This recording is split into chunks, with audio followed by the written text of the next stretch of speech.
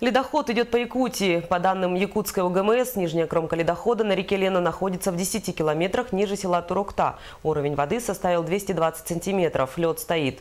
Верхняя кромка находится в районе поселка Крестовское. У города Ленск уровень воды составляет 703 сантиметра. Густой ледоход.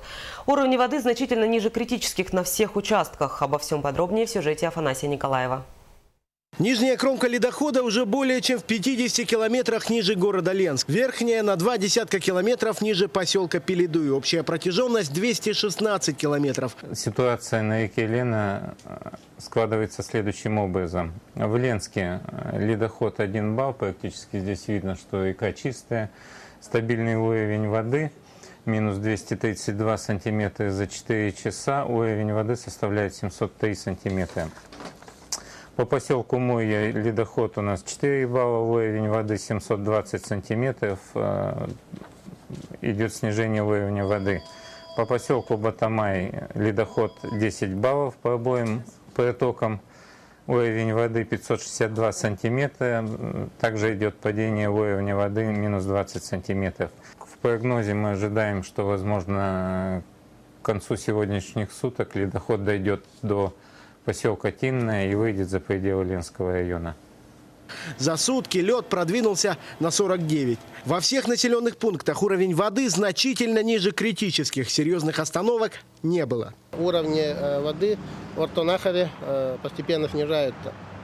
Хочу заметить, что в этом году в населенных пунктах, как Ортонахара, Панюя и Повитима и Пеледуя, уровни были от критических намного ниже, около 50%. Не доходили даже до половины. Весна пришла раньше сроков больше, чем на 16 суток. Так что практически на всех реках республики наблюдается ледостав.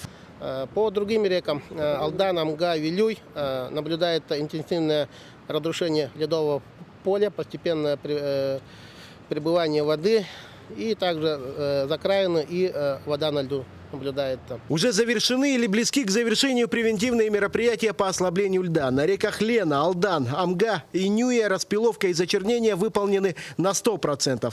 На Колыме близки к завершению. В целях обеспечения безопасности на юг республики направлены 4 оперативные группы в составе бойцов Республиканской службы спасения и Главного управления МЧС.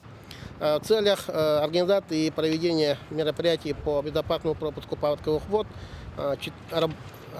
от Главного управления работают 4 оперативные группы. Это в городе Ленске, в Алекминске, в Алдане и Вилюе. Завтра в Якутск для оказания поддержки якутским коллегам прибудет оперативная группа из 30 спасателей из Дальневосточного регионального центра МЧС России. Афанасий Николаев, Дмитрий Сергучев, НВК «Саха», Якутск.